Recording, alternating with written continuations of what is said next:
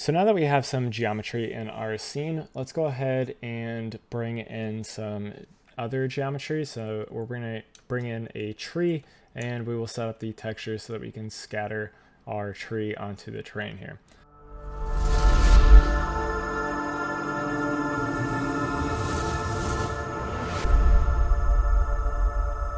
So I have cleaned up our import context here just a little bit, just created a new folder and brought everything into there. So let's go ahead and do that for the tree as well. So we'll make a new context, F2, and call this tree for now. Let's dive in there and then go up to File, Import Geometry, and go into our trees and select our green ash tree for now. And this is going to ask us if we want to import the OBJ materials. So this was actually exported from SpeedTree, so all the materials are actually already set up for us for the most part. So we'll just have to do a couple things as long as we click yes here, and that's going to go ahead and import all of our textures as well as set up the materials for us as well. So if I bring up our tree here, you can see that in our Explorer view, we have all of our textures brought in as well as our materials as well. So let's go ahead and take a look at some of these.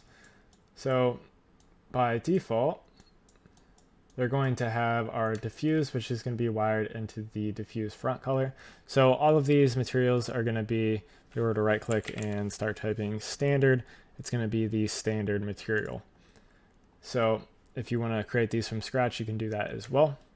And so you're going to drag in your diffuse map and put that into your front color. So you can just drag diffuse to inside here, which it already is. And then a bump map you're going to bring in and then wire that into a bump node. So if I were to press tab inside of this view, it'll bring up this selector. It brings up everything that you see over here.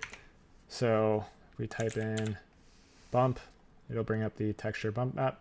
So you could do that for a bump map. If you had a normal map, you could type in normal, and then you would bring in a texture normal map. And that would create a normal node, and then you would wire that into the normal input as well. So let's go ahead, look at the cap. This should be pretty much the same setup. And then our green ash leaf is going to be slightly different because it has a couple of other maps as well. And it's actually missing one, so we will tackle that here in a second. But let's go ahead into our project and create a new folder. So we're gonna rename this to Lookdev. I can type. So as we select our different contexts here, we're going to be changing what we're going to see in the viewport, and we don't want that to happen.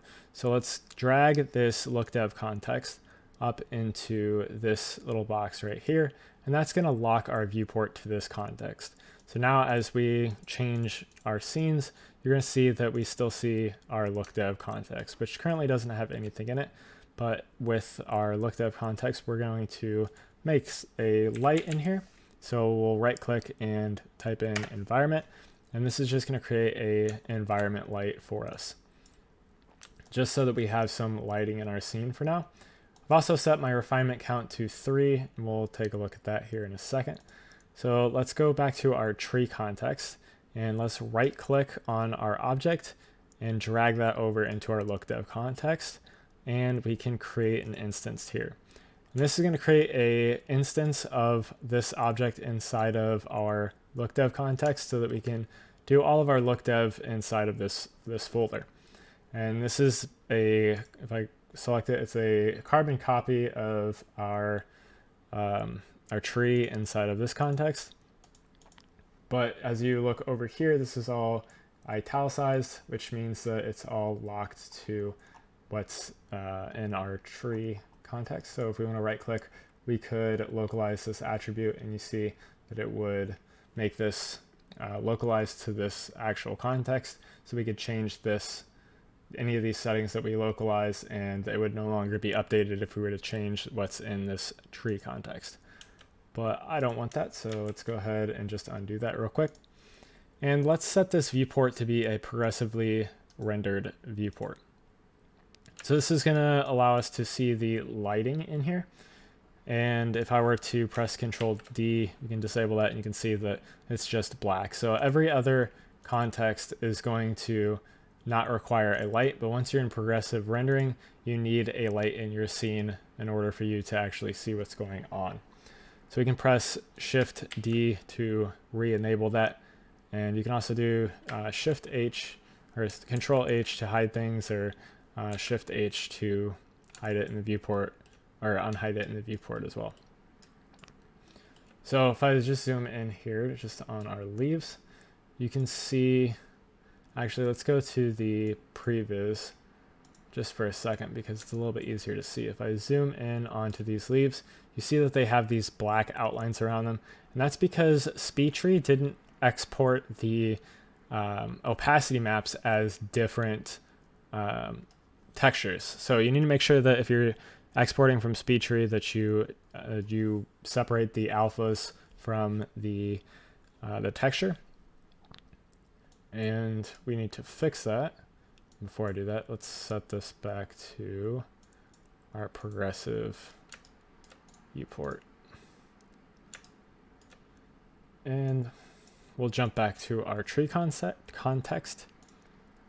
And we're going to just import those texture maps real quick. So we'll do leaf 3 alpha and leaf 2 alpha. Now if I scroll down, I can bring in our leaf 2 alpha map and bring this into our opacity. And you see that it's going to update immediately. So if I select leaf 3 and I were to bring in our alpha and just wire that up into our opacity, you can see that it goes ahead and sets our opacity perfectly. Now, the problem with trees and SpeedTree, specifically the leaves, is sometimes you get these weird artifacts with the specular, and I'm not 100% sure what causes it with Clarisse, but the way to fix it, and I don't know if I will be able to actually show you what's going on. Let's see, if I drag the specular down, let's see if I can replicate this issue. So it looks like it's not happening here. I'm not sure what causes it, but sometimes you'll have the trees, the leaves of the trees have some weird specular showing when it's actually the specular strength is set to 0, or maybe the roughness is all the way up, something to that effect, and you still have some specular showing up and it's like very, very bright white. Not exactly sure what causes it, like I said, but the way to get around that is to come up to our geometry and go to the sidedness. So we can set this to double-sided, and that's just going to fix any sort of rendering errors that you might come across with the specular in leaves. So just keep that in mind when you're doing any sort of trees, especially from SpeedTree. I haven't done anything else outside of SpeedTree. It's basically all I use for my trees, but you might run into some errors with that. So be aware of the sidedness to kind of fix any issues that you might have with that. But now we have a tree to scatter along inside of our geometry, or inside of our terrain. So we can just go ahead, we have that all set up. You see it looks pretty decent. So let's just delete this now from our Lookdev context because we no longer need that in there. And one thing to be wary about inside of your material views, if I don't want this, let's say I didn't want this alpha map, and I just disconnect it, you can right click and drag, and that will allow you to disconnect wires if you drag across the wire. If you were to go ahead and try to delete this from your material view, let's pay attention to our browser down here.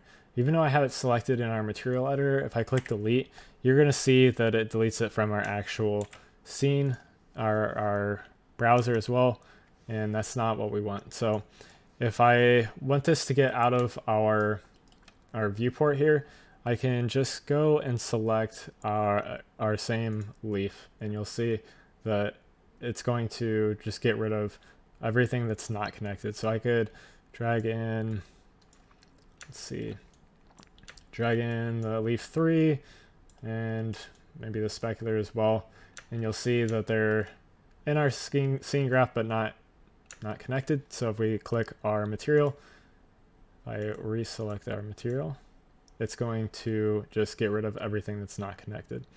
As well as if you notice, if I drag that back into our scene, you can see it has this one right here. So this is the number of nodes that it's connected to. So if I want to actually see these inside of the material editor as well, I can double click on that and it'll show you everything that it is connected to.